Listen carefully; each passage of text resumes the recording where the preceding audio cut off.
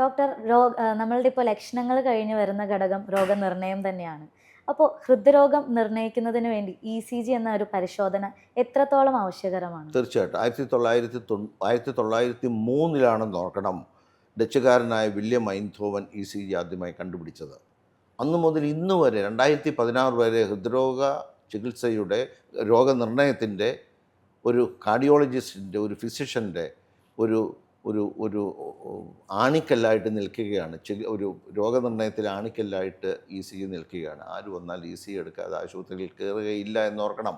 വളരെ നിസ്സാരമായി ഏതാനും മിനിറ്റുകൾ കൊണ്ട് എടുക്കുന്ന ECG ഹൃദയത്തിലെ ആ വൈദ്യുത തരംഗങ്ങളെ സൂപ്പർഫിഷ്യലായിട്ട് എടുത്തുകൊണ്ട് ECGയിൽ കടലാസിൽ അത് രേഖപ്പെടുത്തുകയാണ്.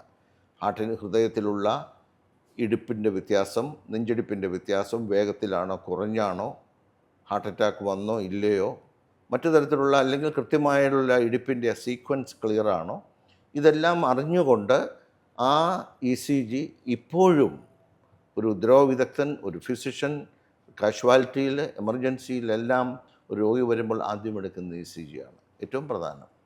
ഏറ്റവും പ്രധാനപ്പെട്ട ഒരു ചികിത്സ, ഒരു രോഗനിർണയ ഉപാധിയായിട്ട് ഇപ്പോഴും പല തരത്തിലും. പക്ഷേ വേറൊരു കാര്യം നാം ഓർക്കേണ്ടത്, ECGയിൽ പരിവർത്തനം ഉണ്ടായിട്ടില്ല എന്നുകൊണ്ട് രോഗമുണ്ടായിരുന്നില്ല. എന്ന് വെച്ചാൽ സെൻസിറ്റിവിറ്റി, ആ ആക്യുറസി, കൃത്യത, ECGക്ക് ഒരു രോഗം കണ്ടുപിടിക്കാനുള്ള ആക്യുറസി 100% ഓർക്കണം.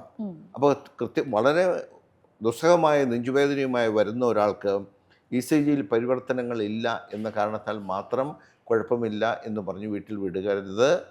തുടർച്ചയായി ECG എടുക്കുക, അല്ലെങ്കിൽ മറ്റ് രക്തപരിശോധനകളെ അഭയം പ്രാപിച്ച് രോഗം ഉണ്ടോ ഇല്ലയോ എന്ന്, അതായത് ഹൃദ്രോഗം ഉണ്ടായിട്ടുണ്ടോ ഇല്ലയോ എന്ന് രോഗനിർണയം ചെയ്യുക. അപ്പോൾ ECG ഏറ്റവും പ്രധാനമാണെന്നിരിക്കെ അതിനെ പൂർണ്ണമായി നാം അഭയം തേടരുത് എന്നർത്ഥം.